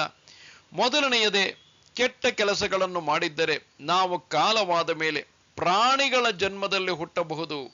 ಫಲಾಪೇಕ್ಷೆಯಿಂದ ಒಳ್ಳೆಯ ಕೆಲಸವನ್ನು ಮಾಡಿದ್ದರೆ ಸ್ವರ್ಗ ಮುಂತಾದ ಲೋಕಗಳಲ್ಲಿ ಕೆಲವು ಕಾಲ ಇರುವ ಪುಣ್ಯ ಸಂಪಾದಿಸುತ್ತೇವೆ. ಮಿಶ್ರ ಫಲವಾದರೆ ಮನುಷ್ಯ ಜನ್ಮಕ್ಕೆ ಬರುತ್ತೇವೆ. ಇಲ್ಲಿ ಸುಖ ದುಃಖ ಎರಡೂ ಮಿಶ್ರವಾಗಿದೆ. ಇದನ್ನು ಪ್ರಾಣಿವರ್ಗ, ಸ್ವರ್ಗಲೋಕ ಮುಂತಾದವುಗಳಲ್ಲದೆ ಕೇವಲ ಮನುಷ್ಯಲೋಕದ ದೃಷ್ಟಿಯಿಂದಲೇ ವಿವರಿಸಬಹುದು. ಈ ಮನುಷ್ಯ ಲೋಕದಲ್ಲೇ ಇಷ್ಟ, ಅನಿಷ್ಟ, ಮಿಶ್ರ ಇವುಗಳೆಲ್ಲ ಇವೆ. ಅನಿಷ್ಟವೇ ನಿತ್ಯ ತಾಪತ್ರಯದ ಮನೆಯಲ್ಲಿ ಹುಟ್ಟುವುದು. ತಿನ್ನುವುದಕ್ಕೇ ಇಲ್ಲ, ಒದೆಯುವುದಕ್ಕೇ ಇಲ್ಲ, ಕೊಳೆ, ದಾರಿದ್ರ್ಯ, ಅಜ್ಞಾನ ಕಾಡುತ್ತಿರುವುದು. ರೋಗ ರುಜಿನ, ದಾರಿದ್ರ್ಯ, ಅಜ್ಞಾನ ಈ ವಾತಾವರಣದಲ್ಲಿ ಹುಟ್ಟುವುದೇ ಅನಿಷ್ಟ. ಇಷ್ಟವೇ ದೊಡ್ಡ ಶ್ರೀಮಂತರ ಮನೆಯಲ್ಲಿ ಹುಟ್ಟುವುದು. ಬೇಕಾದ ಸುಖ ಸೌಕರ್ಯಗಳಿವೆ ಅಲ್ಲಿ. ಸುತ್ತಮುತ್ತಲೂ ಇರುವ ಜನ ವಿದ್ಯಾವಂತರು, ಸುಸಂಸ್ಕೃತರು. ಅವರಿಗೆ ದೈಹಿಕವಾಗಿ ಯಾವುದಕ್ಕೂ ಕೊರತೆಯಿಲ್ಲ. ಏನನ್ನು ಬೇಕಾದರೂ ಅನುಭವಿಸಲು ಅವಕಾಶವಿದೆ. ಮಿಶ್ರವೇ ಮಧ್ಯಕುಲದಲ್ಲಿ ಹುಟ್ಟುವುದು. ಇಲ್ಲಿಯೇ ಮನುಷ್ಯನಿಗೆ ಸುಖ ದುಃಖಗಳ ದ್ವಂದ್ವ ಅನುಭವ. ಇತರ ಎರಡೂ ಕಡೆಗಳಿಗಿಂತ, ಅಂದರೆ ತೀರಾ ಬಡತನದ ಮನೆಗಿಂತಲೂ ತೀರಾ ಶ್ರೀಮಂತರ ಮನೆಗಿಂತಲೂ ಈ ದ್ವಂದ್ವ ಅನುಭವ ಹೆಚ್ಚಾಗಿ ಆಗುವುದು.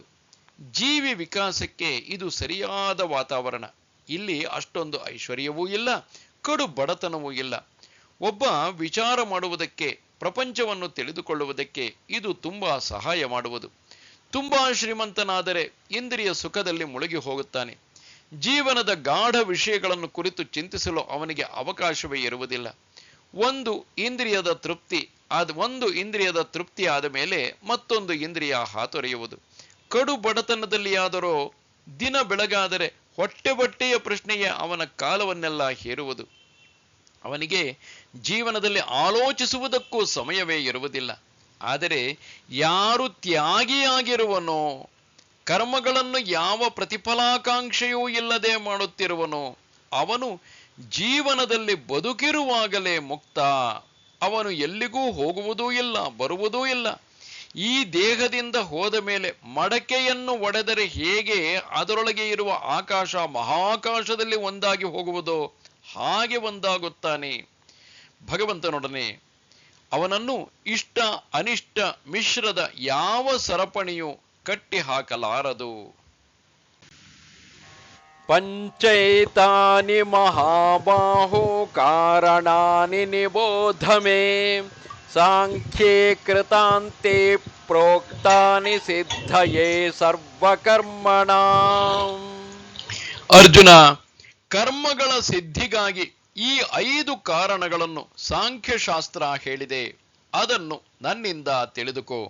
ಶ್ರೀಕೃಷ್ಣ ಇಲ್ಲಿ ಪರಿಣಾಮ ಕ್ರಿಯೆಯನ್ನು ಮತ್ತಷ್ಟು ವಿಭಜನೆ ಮಾಡುವನು. ತಾನು ಮಾಡಿದ ಕೆಲಸಕ್ಕೆ ಬರುವ ಪರಿಣಾಮಕ್ಕೆಲ್ಲ ನಾನೇ ಕಾರಣನಾದರೆ, ನಾನು ಮಾಡಿದ ಕೆಲಸಕ್ಕೆ ಬರುವ ಪರಿಣಾಮಕ್ಕೆಲ್ಲ ನಾನೇ ಕಾರಣನಾದರೆ ಅದರ ಪ್ರತಿಫಲವನ್ನೆಲ್ಲ ನಾನೇ ಆಶಿಸುವುದು ನ್ಯಾಯವಾಗಿದೆ. ಆದರೆ ಈ ಕ್ರಿಯೆ ಆಗುವುದಕ್ಕೆ 5 ಕಾರಣಗಳಿವೆ ಎನ್ನುತ್ತಾನೆ. 5 ಕಾರಣಗಳು ಸರಿಹೊಂದಿಕೊಂಡರೆ ಮಾತ್ರ ಆ ಕಾರ್ಯ ಆಗಬಹುದು. 5ರಲ್ಲಿ ಯಾವುದಾದರೂ ಒಂದು ಸಹಕರಿಸದೇ ಇದ್ದರೂ ಕೆಲಸ ಪೂರ್ಣವಾಗುವುದಿಲ್ಲ. ಇದನ್ನೇ ಸಾಂಖ್ಯಶಾಸ್ತ್ರ ಹೇಳುವುದು.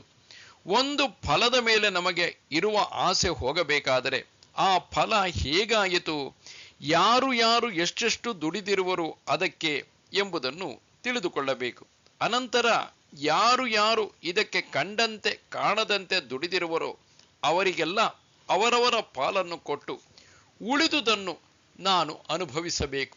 ಆದರೆ ಫಲಾಕಾಂಕ್ಷಿತನಲ್ಲಿ ಈ ತಾಳ್ಮೆ ಇಲ್ಲ. ಇದನ್ನು ಅಷ್ಟು ಆಳವಾಗಿ ವಿಚಾರಿಸಲು ಅವನು ಹೋಗುವುದಿಲ್ಲ. ಅವನಿಗೆ ಅನುಭವಿಸುವ ಆತುರ. ಅದಕ್ಕೆ ಹಲಸಿನ ಹಣ್ಣನ್ನು ತಿನ್ನುವನು, ಜೊತೆಗೆ ಕೈಗೆ ಬಾಯಿಗೆ ಅಂಟು ತಾಕುವುದು. ತ್ಯಾಗಿ ಅನಾಸಕ್ತಿಯ ತೈಲವನ್ನು ಕೈಗೆ ತಾಕಿಸಿಕೊಂಡಿರುವನು. ಒಂದು ಫಲಕ್ಕೆ ಯಾರು ಯಾರು ಕಾರಣಕರ್ತರು ಎಂಬುದನ್ನು ವಿಚಾರದ ಮೂಲಕ ಅರಿಯುವನು. ಚಿನ್ನದ ವ್ಯಾಪಾರಿ ಒಡವೆಯನ್ನು ಹೇಗೆ ಹೊರಗಲ್ಲಿಗೆ ತಿಕ್ಕಿ ನೋಡುವನೋ ಹಾಗೆ ತ್ಯಾಗಿ ವಿಮರ್ಶೆಯ ಹೊರಗಲ್ಲಿಗೆ ಒಂದು ಪರಿಣಾಮವನ್ನು ತಿಕ್ಕಿ ನೋಡುವನು. ಅದರ ಸತ್ಯವನ್ನು ತಿಳಿದ ಮೇಲೆಯೇ ಅದರ ಮೇಲಿನ ವ್ಯಾಮೋಹ ನಮ್ಮನ್ನು ಬಿಡಬೇಕಾದರೆ. ಅಧಿಷ್ಠಾನಂ ತಥಾ ಕರ್ತ ಕರಣಂಚ ಪೃಥಗ್ವಿಧಂ ವಿವಿಧಾಶ್ಚ ಪೃಥಕ್ ಚೇಷ್ಟಾ ದೈವಂ ಚೈವಾತ್ರ ಪಂಚಮಂ. ಅಧಿಷ್ಠಾನ, ಕರ್ತೃ, ಅನೇಕ ಬಗೆಯ ಕರಣ, ವಿಧ ವಿಧವಾದ ಬೇರೆ ಬೇರೆ ಕಾರ್ಯಗಳು ಮತ್ತು ಐದನೆಯದೇ ದೈವ. ಒಂದು ಕೆಲಸವಾಗಬೇಕಾದರೆ ಈ 5 ಒಟ್ಟು ಸೇರಬೇಕು. ಅನಂತರವೇ ಆ ಕೆಲಸ ಆಗಬೇಕಾದರೆ ಇದರಲ್ಲಿ ಮೊದಲನೆಯದೇ ಅಧಿಷ್ಠಾನ. ಯಾವುದರಿಂದ ವಸ್ತುವನ್ನು ಮಾಡುತ್ತೇವೆಯೋ ಅದು. ಒಂದು ಮೇಜು ಮಾಡಬೇಕಾದರೆ ಅದಕ್ಕೆ ಮರ ಅಧಿಷ್ಠಾನ. ಒಂದು ಮಡಕೆಯನ್ನು ಮಾಡಬೇಕಾದರೆ ಜೇಡಿ ಮಣ್ಣು ಅದಕ್ಕೆ ಅಧಿಷ್ಠಾನ. ಬಟ್ಟೆಯನ್ನು ಮಾಡಬೇಕಾದರೆ ಹತ್ತಿ ಅದಕ್ಕೆ ಅಧಿಷ್ಠಾನ. ಎರಡನೆಯವನೇ ಕರ್ತೃ, ಅಂದರೆ ಮಾಡತಕ್ಕ ಮನುಷ್ಯ. ಅವನ ದೇಹ, ಬುದ್ಧಿ, ಇಂದ್ರಿಯಗಳೆಲ್ಲವೂ ಅದರಲ್ಲಿ ಸೇರಿವೆ. ಇನ್ನು ಮೂರನೆಯದೇ ಕರಣ, ಎಂದರೆ ಇತರ ಸಲಕರಣೆಗಳು. ಮರ ಒಂದು ಟೇಬಲ್ ಆಗಬೇಕಾದರೆ ಆ ಕೆಲಸ ಮಾಡುವುದಕ್ಕೆ ಹಲವು ವಸ್ತುಗಳು ಬೇಕಾಗುತ್ತವೆ. ಗರಗಸ, ಉಳಿ, ಹತ್ತರಿ, ಸುತ್ತಿಗೆ, ಮೊಳೆ ಮುಂತಾದವುಗಳೆಲ್ಲ ಅದರಲ್ಲಿ ಸೇರಿವೆ. ಜೇಡಿ ಮಣ್ಣಲ್ಲಿ ಮಡಕೆ ಆಗಬೇಕಾದರೆ ಅದಕ್ಕೆ ಒಂದು ಚಕ್ರ ಬೇಕು. ಹತ್ತಿಯ ಬಟ್ಟೆ ರೂಪವನ್ನು ಧರಿಸುವುದಕ್ಕೆ ಮುಂಚೆ ಹಲವು ರೂಪಗಳ ಮೂಲಕ ಹೋಗಬೇಕಾದರೆ ಅದಕ್ಕೆ ಹಲವು ವಸ್ತುಗಳು ಬೇಕಾಗಿವೆ. ಹತ್ತಿಯನ್ನು ಬಿಡಿಸುವ ಯಂತ್ರ, ಅದರಿಂದ ನೂಲನ್ನು ಮಾಡುವ ಯಂತ್ರ, ಇವುಗಳೆಲ್ಲ ಬೇಕು. ನಾಲ್ಕನೆಯದೇ ಅದಕ್ಕೆ ಸಂಬಂಧಪಟ್ಟ ವಿವಿಧ ಕ್ರಿಯೆಗಳು. ಬಡಗಿ ಟೇಬಲ್ ಮಾಡುವುದಕ್ಕೆ ಮೊದಲು ಮರವನ್ನು ಗರಗಸದಲ್ಲಿ ಕತ್ತರಿಸುತ್ತಾನೆ. ಅನಂತರ ಮರದ ಕಾಲುಗಳನ್ನು ಹತ್ತರಿ ಹಿಡಿದು ನಯ ಮಾಡುತ್ತಾನೆ, ಅದಕ್ಕೆ ಜೋಡಿಸುತ್ತಾನೆ. ಮೊಳೆ ಹೊಡೆದೋ ಅಥವಾ ಬೇರೆ ರೀತಿಯಲ್ಲೋ ಜೋಡಿಸುತ್ತಾನೆ. ಅನಂತರ ಅದಕ್ಕೆ ಪಾಲಿಶ್ ಕೊಡುತ್ತಾನೆ. ಅನಂತರವೇ ಮರ ಒಂದು ಟೇಬಲ್ ರೂಪವನ್ನು ಧರಿಸುವುದು. ಜೇಡಿ ಮಣ್ಣು ಮಡಕೆಯಾಗಬೇಕಾದರೆ ಮೊದಲು ಮಣ್ಣನ್ನು ನೀರಿನಲ್ಲಿ ನೆನೆ ಹಾಕಿ ಹದ ಮಾಡಿಕೊಳ್ಳಬೇಕು. ಮಡಕೆ ಆದ ಮೇಲೆಯೇ ಅದನ್ನು ಬಿಸಿಲಿನಲ್ಲಿ ಒಣಗಿಸಬೇಕು. ಕೊನೆಗೆ ಆವಿಗೆಯಲ್ಲಿ ಬೇಯಿಸಬೇಕು. ಅನಂತರವೇ ಅದೊಂದು ಮಡಿಕೆ ಆಗಬೇಕಾದರೆ. ಹಾಗೆಯೇ ನೂಲು ಬಟ್ಟೆ ಆಗಬೇಕಾದರೆ ಯಂತ್ರದಲ್ಲಿ ಹಲವು ರೂಪಗಳ ಮೂಲಕ ಹಾದು ಹೋಗಬೇಕಾಗಿದೆ. ಇನ್ನು ದೈವ ಐದನೆಯದು. ಇಲ್ಲಿ ದೈವದ ಸಹಕಾರವಿಲ್ಲದೆ ಇದ್ದರೆ ನಾವು ಏನನ್ನೂ ಮಾಡಲಾಗುವುದಿಲ್ಲ. ಟೇಬಲ್ ಮಾಡುವುದಕ್ಕೆ ಮರದ ತುಂಡನ್ನೆಲ್ಲ ಇಟ್ಟಿರುತ್ತಾನೆ. ಇದ್ದಕ್ಕಿದ್ದಂತೆ ಬೆಂಕಿ ಅದಕ್ಕೆ ತಗಲುವುದು, ಅದೆಲ್ಲ ಸುಟ್ಟು ಹೋಗುವುದು. ಜೇಡಿ ಮಣ್ಣು ಕುಡಿಕೆಯಾಗಿ ಒಣಗಲು ಇಟ್ಟಿರುತ್ತಾನೆ. ದೊಡ್ಡದಾಗಿ ಮಳೆ ಬರುವುದು, ಅದೆಲ್ಲ ಕರಗಿ ಹೋಗಬಹುದು. ಯಾವುದೋ ದನವೋ ಆಡುಗಳ ಮಂದೆಯೋ ಅದರ ಮೇಲೆ ಹೋಗಿ ಎಲ್ಲವನ್ನು ಒಡೆದು ಹಾಕಿ ಬಿಡಬಹುದು. ಆವಿಗೆಯಲ್ಲಿ ಇಟ್ಟಿರುವಾಗ ಜೋರಾಗಿ ಮಳೆ ಬಂದು ಆವಿಗೆ ಬೆಂಕಿಯೇ ಆರಿ ಹೋಗಬಹುದು. ಅಂತೂ ಐದನೆಯದಾದ ದೈವ ಸಹಕರಿಸಿದರೆ ಮಾತ್ರ ಸಾಧ್ಯ. ಹೊಲ ಉತ್ತಿರುವನು, ಒಳ್ಳೆಯ ಬೀಜ ಬಿತ್ತಿರುವನು, ಸ್ವಲ್ಪ ಪೈರು ಮೇಲಕ್ಕೆ ಬಂದಿದೆ, ಕಳೆ ಕಿತ್ತಿರುವನು, ಮಳೆ ಬರುವುದಿಲ್ಲ. ಆಗ ಪೈರೆಲ್ಲ ಒಣಗಿ ಹೋಗುವುದು. ಮನುಷ್ಯ ತಾನು ಮಾಡಬೇಕಾದುದನ್ನೆಲ್ಲ ಮಾಡಿ ಐದನೆಯದಾದ ದೇವರು ಮಳೆ ಕೊಟ್ಟರೆ ಮಾತ್ರ ಅವನಿಗೆ ಬೆಳೆ. ಯಾವಾಗ ಅವನು ಸಹಕರಿಸುವುದಿಲ್ಲವೋ ಇವನು ಮಾಡಿದ ಕೆಲಸವೆಲ್ಲ ವ್ಯರ್ಥವಾಗುವುದು. ಶರೀರವಾಂಗ್ಮನೋಭಿರ್ಯತ್ ಕರ್ಮ ಪ್ರಾರಭತೆ ನರಃ ನ್ಯಾಯಂ ವಾ ವಿಪರೀತಂ ವಾ ಪಂಚೈತೆ ತಸ್ಯ ಹೇತವಃ. ಶರೀರ, ವಾಕ್, ಮನಸ್ಸು, ಕಾಯ, ವಾಚ, ಮನಸ ಇವುಗಳಿಂದ ಮನುಷ್ಯ ಧರ್ಮವಾದ ಅಥವಾ ಅಧರ್ಮವಾದ ಯಾವ ಕೆಲಸವನ್ನು ಮಾಡುತ್ತಾನೆಯೋ ಅದಕ್ಕೆ ಈ 5 ಅಂದರೆ ಹಿಂದಿನ ಶ್ಲೋಕದಲ್ಲಿ ಹೇಳಿದ 5 ಕಾರಣಗಳಿವೆ. ಯಾವ ಒಳ್ಳೆಯ ಅಥವಾ ಕೆಟ್ಟ ಕೆಲಸವನ್ನು ಮಾಡಬೇಕಾದರೂ ಈ 5 ಇರಬೇಕು. 4 ಇದ್ದು 5ನೆಯದು ಇಲ್ಲದೆ ಇದ್ದರೆ ಕೆಲಸ ಆಗುವ ಹಾಗಿಲ್ಲ. ದೇವರು ಒಳ್ಳೆಯ ಕೆಲಸಕ್ಕೇನೋ ಸಹಾಯ ಮಾಡುತ್ತಾನೆ, ಕೆಟ್ಟ ಕೆಲಸಕ್ಕೆ ಹೇಗೆ ಸಹಾಯ ಮಾಡುತ್ತಾನೆ ಎಂದು ನಾವು ಆಶ್ಚರ್ಯ ಪಡಬಹುದು. ದೇವರು ಕೆಟ್ಟದ್ದಕ್ಕೆ ಸಹಾಯ ಮಾಡುವುದಿಲ್ಲ. ದೇವರನ್ನು ಮನುಷ್ಯ ಕೆಟ್ಟದ್ದಕ್ಕೆ ಉಪಯೋಗಿಸಿಕೊಳ್ಳುತ್ತಾನೆ. ದೀಪ ಉರಿಯುತ್ತಿದ್ದರೆ ಶ್ರೀರಾಮಕೃಷ್ಣರು ಹೇಳುವಂತೆ ಒಬ್ಬ ಗೀತೆಯನ್ನಾದರೂ ಓದಬಹುದು, ಒಂದು ಸುಳ್ಳು ಅರ್ಜಿಯನ್ನಾದರೂ ಬರೆಯಬಹುದು. ಮಳೆ ಬಿದ್ದರೆ ಯಾರು ಚೆನ್ನಾಗಿ ಒತ್ತು ಬಿತ್ತಿರುವರೋ ಅವರಿಗೆ ಒಳ್ಳೆಯ ಬೆಳೆ ಬರುವುದು. ಕಾಡು ನೆಲದ ಮೇಲೆ ಬಿದ್ದರೆ ಅಲ್ಲಿ ಯಾವ ಯಾವ ಬೀಜಗಳಿವೆಯೋ ಅವು ಕೂಡ ಹುಲುಸಾಗಿ ಬೆಳೆಯುತ್ತವೆ. ಮಳೆ ಪಕ್ಷಪಾತವಿಲ್ಲದೆ ಬೀಳುವುದು. ಅದನ್ನು ಉಪಯೋಗಪಡಿಸಿಕೊಳ್ಳುವುದು ನಮ್ಮ ಕೈಯಲ್ಲಿದೆ. ಬೆಂಕಿಯಂತೆ ದೇವರು, ಅದರಿಂದ ಒಂದು ಮನೆಯನ್ನು ಬೇಕಾದರೆ ಸುಡಬಹುದು ಅಥವಾ ಅಡುಗೆಯನ್ನು ಬೇಕಾದರೂ ಮಾಡಬಹುದು. ತತ್ರೈವಂ ಸತಿ ಕರ್ತಾರಂ ಆತ್ಮಾನಂ ಕೇವಲಂ ತು ಯಃ ಪಶ್ಯತ್ಯಕೃತ ಬುದ್ಧಿತ್ವಾತ್ ನ ಸ ಪಶ್ಯತಿ ದುರ್ಮತಿಃ. ನಿಜಾಂಶ ಹೀಗಿರುವಾಗ ಯಾರು ಬುದ್ಧಿಯಿಲ್ಲದೆ ಕೇವಲ ಆತ್ಮವನ್ನು ಕರ್ತೃವೆಂದು ಭಾವಿಸುತ್ತಾನೆಯೋ ಆ ಹೀನ ಬುದ್ಧಿಯುಳ್ಳವನು ಸರಿಯಾಗಿ ನೋಡುವುದಿಲ್ಲ. ನಿಜವಾಗಿ ಎಲ್ಲ ಸೇರಿ ಒಂದು ಕೆಲಸವಾಗಿದೆ. ಅದಕ್ಕೆ ಯಾರೂ ಒಬ್ಬನೇ ಬರುವ ಫಲವನ್ನೆಲ್ಲ ತೆಗೆದುಕೊಳ್ಳುವುದಕ್ಕೆ ಆಗುವುದಿಲ್ಲ. ಚೆಂಡಾಟದಲ್ಲಿ ಕೊನೆಗೆ ಒಬ್ಬ ಗೋಲು ಹೊಡೆಯಬಹುದು, ಆದರೆ ಅವನಿಗೆ ಅಲ್ಲಿಯ ತನಕ ಚೆಂಡನ್ನು ತೆಗೆದುಕೊಂಡು ಹೋಗಿ ಕೊಟ್ಟವರು ಅವನ ಕಡೆಯವರು. ಗೋಲನ್ನು ಹೊಡೆದ ಕೀರ್ತಿ ಅವನಿಗೆ ಬರಬಹುದು, ಆದರೆ ಅದು ಆತನ ಕಡೆಯವರಿಗೆಲ್ಲ ಸೇರುವುದು. ಅವರೆಲ್ಲ ಇವನ ಹಿಂದೆ ನಿಂತು ಸಹಕರಿಸದೇ ಇದ್ದರೆ ಈ ಕೆಲಸ ಆಗುತ್ತಿರಲಿಲ್ಲ. ಮನುಷ್ಯ ಒಂದು ಕೆಲಸವನ್ನು ಸರಿಯಾಗಿ ವಿಭಜನೆ ಮಾಡಿದರೆ ಅದು ಗೊತ್ತಾಗುವುದು. ಆ ಕೆಲಸ ಹೇಗೆ ಒಂದು ಮಿಶ್ರ ಎಂಬುದು. ಅದನ್ನು ವಿಭಜನೆ ಮಾಡಬೇಕಾದರೆ ಬುದ್ಧಿ ಹರಿತವಾಗಿರಬೇಕು. ಒಬ್ಬ ಶಾಸ್ತ್ರಾದಿಗಳನ್ನು ಓದಿರಬೇಕು, ಇಲ್ಲವೇ ತಾನೇ ಅದರಲ್ಲಿ ಇರುವುದನ್ನು ಚೆನ್ನಾಗಿ ವಿಮರ್ಶೆ ಮಾಡಿ ತಿಳಿದುಕೊಳ್ಳುವ ಯೋಗ್ಯತೆ ಇರಬೇಕು. ಈ ಜೀವನದಲ್ಲಿ ಅನುಭಾವಿಗಳು ಯಾರೋ ಅವರನ್ನು ಕೇಳಿ ತಿಳಿದುಕೊಳ್ಳಲು ಯತ್ನಿಸಬೇಕು. ಇವುಗಳಿಲ್ಲದೆ ಒಬ್ಬ ಬುದ್ಧಿವಂತನಾಗಲಾರ. ಕೇವಲ ತನ್ನ ಜಡ ಕಣ್ಣಿಗೆ ಹೇಗೆ ತೋರುತ್ತದೆಯೋ ಅದನ್ನೇ ಸತ್ಯವೆಂದು ಭ್ರಮಿಸುತ್ತಾನೆ. ಅವನು ಆ ಕೆಲಸದ ಹಿಂದೆ ಹೋಗುವುದಿಲ್ಲ. ನಾನು ಈ ಬೆಳೆಯನ್ನು ಬೆಳೆದೆ, ಅದೆಲ್ಲ ನನ್ನ ಶ್ರಮದಿಂದ ಆದದ್ದು ಎಂದು ಭಾವಿಸುವನು. ಆದರೆ ಜೀವನದಲ್ಲಿ ಸತ್ಯ ಬೇರೆ, ತೋರಿಕೆ ಬೇರೆ.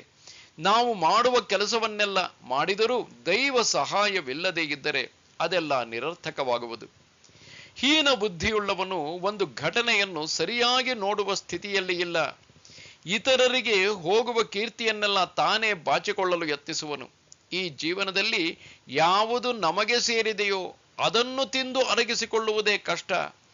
ಇನ್ನು ತನಗೆ ಸೇರದೇ ಇರುವುದನ್ನು ತಾನು ತಿಂದರೆ ಪಡಬಾರದ ಯಾತನೆ ಪಡಬೇಕು.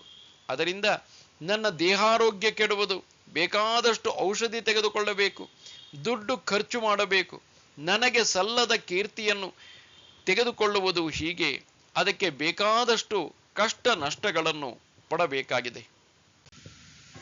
ಯಸ್ಯ ನಾಹಂಕೃತೋ ಭಾವಃ ಬುದ್ಧಿರ್ಯಸ್ಯ ನ ಲಿಪ್ಯತೆ ಹತ್ವಾಪಿ ಸ ಇಮಾನ್ ಲೋಕಾನ್ ನ ಹಂತಿ ನ ನಿಬಧ್ಯತೆ. ಯಾರಿಗೆ ನಾನು ಕರ್ತೃ ಎಂಬ ಭಾವ ಇರುವುದಿಲ್ಲವೋ, ಯಾರ ಬುದ್ಧಿ ಮಲಿನವಾಗಿಲ್ಲವೋ ಅವನು ಈ ಲೋಕವನ್ನೇ ಕೊಂದರೂ, ಅಂದರೆ ಲೋಕದಲ್ಲಿರುವ ಜನಗಳನ್ನಾಗಲಿ ಪ್ರಾಣಿಗಳನ್ನಾಗಲಿ ಕೊಂದರೂ ಕೊಲ್ಲುವುದಿಲ್ಲ, ಬಂಧನದಲ್ಲಿ ಬೀಳುವುದಿಲ್ಲ. ಒಬ್ಬ ಕೆಲಸ ಮಾಡುತ್ತಿರುವಾಗ ಇದರಲ್ಲಿ ತನ್ನ ಭಾಗ ಎಷ್ಟು, ದೇವರ ಭಾಗ ಎಷ್ಟು ಎಂಬುದನ್ನು ಚೆನ್ನಾಗಿ ತಿಳಿದುಕೊಂಡಿರಬೇಕು. ಯಾವಾಗ ವಿಭಜನೆ ಮಾಡುತ್ತಾನೋ ಆಗ ಅವನಿಗೆ ಗೊತ್ತಾಗುವುದು, ನಾನು ಈ ಕೆಲಸವನ್ನು ಮಾಡುತ್ತಿಲ್ಲ, ನಾನೊಬ್ಬ ನಿಮಿತ್ತ, ಇದರ ಹಿಂದೆ ದೇವರೇ ಈ ಕೆಲಸವನ್ನು ಮಾಡಿಸುತ್ತಿರುವನು ಎಂದು. ಶ್ರೀಕೃಷ್ಣನೇ ಅರ್ಜುನನಿಗೆ ಹಿಂದಿನ ಅಧ್ಯಾಯದಲ್ಲಿ ನನ್ನ ಕೈಯಲ್ಲಿ ನಿಮಿತ್ತನಾಗು, ನನ್ನನ್ನು ಸ್ಮರಿಸುತ್ತಾ ಯುದ್ಧವನ್ನು ಮಾಡು ಎಂದು ಹೇಳುವನು. ಬುದ್ಧಿ ಮಲಿನತೆ ಹೋದರೆ ವಸ್ತುವಿನ ಯಥಾರ್ಥ ಸ್ಥಿತಿ ನಮಗೆ ಗೊತ್ತಾಗುವುದು. ಆಗ ಅಜ್ಞಾನಕ್ಕೆ ಒಳಗಾಗುವುದಿಲ್ಲ. ಅವನು ಕೇವಲ ಕರ್ತವ್ಯ ದೃಷ್ಟಿಯಿಂದ ಕೆಲಸ ಮಾಡುವನು. ಆ ಕರ್ತವ್ಯ ನಿರ್ವಹಣೆಯಿಂದ ಪಾಪ ಪುಣ್ಯಗಳು ಬಂದರೆ ಅದಕ್ಕೆ ನಾನು ಹೊಣೆಯಲ್ಲ ಎಂದು ಭಾವಿಸುವನು. ಅವನು ಈ ಲೋಕವನ್ನು ಕೊಂದರೂ ಕೊಲ್ಲುವುದಿಲ್ಲ ಎಂದರೆ ಕೊಂದ ಪಾಪ ಅವನಿಗೆ ಬರುವುದಿಲ್ಲ. ಯುದ್ಧದಲ್ಲಿ ಸಿಪಾಯಿ ವೈರಿಗಳ ಪಕ್ಷದಲ್ಲಿ ಹಲವರನ್ನು ಕೊಲ್ಲುತ್ತಾನೆ, ಅದಕ್ಕಾಗಿ ಅವನನ್ನು ಮೆಚ್ಚುತ್ತಾರೆ. ಇಲ್ಲಿ ಕೊಲೆ ಒಂದು ದೃಷ್ಟಿಯಿಂದ ಪಾಪ, ಆದರೆ ದೇಶದ ರಕ್ಷಣೆಯ ದೃಷ್ಟಿಯಿಂದ ಅದು ಅತ್ಯಂತ ಅವಶ್ಯಕವಾಗಿ ಮಾಡಬೇಕಾದ ಕರ್ತವ್ಯ. ಅವನಿಗೆ ಯಾವ ಬಂಧನವೂ ಇಲ್ಲ. ಅವನು ತಾನು ಮಾಡಿದ ಕೆಲಸದ ಪರಿಣಾಮಕ್ಕೆ ಸಿಕ್ಕಿ ತೊಂದರೆ ಪಡುವುದಿಲ್ಲ. ಯಾರೂ ಯುದ್ಧದಲ್ಲಿ ಶತ್ರುವನ್ನು ಕೊಂದಿದ್ದಕ್ಕೆ ಅವನಿಗೆ ಶಿಕ್ಷೆ ವಿಧಿಸುವುದಿಲ್ಲ.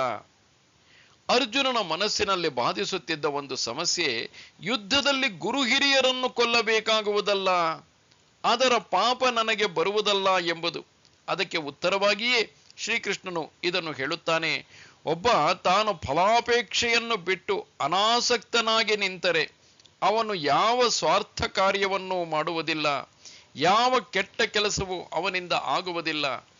ಇಂತಹ ವ್ಯಕ್ತಿಗಳನ್ನು ದೇವರೇ ಒಂದು ನಿಮಿತ್ತವಾಗಿ ಆರಿಸಿಕೊಂಡು ತನ್ನ ಕೆಲಸವನ್ನು ಮಾಡುವನು. ಹೊರಗಿನಿಂದ ನೋಡಿದರೆ ಆ ವ್ಯಕ್ತಿ ಕೆಲಸ ಮಾಡುತ್ತಿರುವಂತೆ ಕಾಣುವುದು, ಆದರೆ ಸರಿಯಾಗಿ ಆ ವ್ಯಕ್ತಿಯನ್ನು ವಿಭಜನೆ ಮಾಡಿದರೆ ಆ ವ್ಯಕ್ತಿ ಕೇವಲ ಭಗವಂತನ ಕೈಯಲ್ಲಿ ಒಂದು ನಿಮಿತ್ತ. ಆ ಕೆಲಸ ಮಾಡುತ್ತಿರುವವನು ದೇವರೇ. ಇದರ ಪಾಪ ಪುಣ್ಯಗಳೆಲ್ಲ ಅವನಿಗೆ ಸೇರಿದ್ದು. ಮಹಾಕವಿಯೊಬ್ಬ ಒಂದು ಲೇಖನಿಯ ಮೂಲಕ ಒಂದು ಅಮರ ಕಾವ್ಯವನ್ನೇ ಬರೆಯುತ್ತಾನೆ, ಆದರೆ ಆ ಲೇಖನಿಗೆ ಆ ಕೀರ್ತಿ ಸಲ್ಲುವುದೇ? ಹಾಗೆಯೇ ಭಗವಂತನೇ ಒಂದು ವ್ಯಕ್ತಿಯ ಹಿಂದೆ ನಿಂತುಕೊಂಡು ಲೋಕ ಕಲ್ಯಾಣ ಕಾರ್ಯವನ್ನು ಮಾಡುತ್ತಿರುವನು. ಕೆಲವು ವೇಳೆ ನಾವು ಅಜ್ಞಾನ ಮತ್ತು ಸ್ವಾರ್ಥದಲ್ಲಿ ಮುಳುಗಿದ್ದರೂ ನಾನೇನು ಮಾಡುವುದು, ದೇವರೇ ಈ ಕೆಲಸವನ್ನು ಮಾಡಿಸಿಬಿಟ್ಟ ಎಂದು ಹೇಳಿ ತಪ್ಪಿಸಿಕೊಳ್ಳುವುದಕ್ಕೆ ಯತ್ನಿಸಬಹುದು. ಆದರೆ ಅವನು ನಿಜವಾಗಿ ತನ್ನ ಹಿಂದೆ ಇರುವವನು ದೇವರೇ ಎಂದು ಅನುಭವಿಸಿದ್ದರೆ ಅವನಿಂದ ಯಾವ ಸಮಯದಲ್ಲಿಯೂ ಕೆಟ್ಟ ಕೆಲಸ ಆಗಲಾರದು. ಶ್ರೀರಾಮಕೃಷ್ಣರು ನುರಿತ ನೃತ್ಯಗಾರ ಎಂದಿಗೂ ತಪ್ಪು ಹೆಜ್ಜೆಗಿಡುವುದಿಲ್ಲ ಎಂದು ಹೇಳುತ್ತಾರೆ. ಕೆಟ್ಟ ಕೆಲಸವನ್ನು ನಾವು ಮಾಡಿ ದೇವರನ್ನು ಹೊಣೆ ಮಾಡಿದರೆ ತಪ್ಪಾಗುವುದು. ದೇವರ ಆಲೋಚನೆ ಬಂದರೆ ಕೆಟ್ಟ ಕೆಲಸ ಆಗುವುದಿಲ್ಲ. ಕೆಟ್ಟ ಕೆಲಸದ ಆಲೋಚನೆ ಬಂದರೆ ದೇವರ ಜ್ಞಾಪಕವೇ ಇರುವುದಿಲ್ಲ. ನಾವು ಮಾಡಿದ ಕೆಟ್ಟದ್ದನ್ನು ಸಮರ್ಥಿಸಿಕೊಳ್ಳುವಾಗ ಅವನನ್ನು, ಭಗವಂತನನ್ನು ನಾವು ಜ್ಞಾಪಿಸಿಕೊಳ್ಳುತ್ತೇವೆ. ನಮಸ್ತೆ ಶಾರದೆ ದೇವಿ ಕಾಶ್ಮೀರ ಪುರವಾಸಿನಿ ತ್ವಾಮಹಂ ಪ್ರಾರ್ಥಯೇ ನಿತ್ಯಂ ವಿದ್ಯಾದಾನಂಚ ದೇಹಿಮೆ. ನಮಸ್ಕಾರ.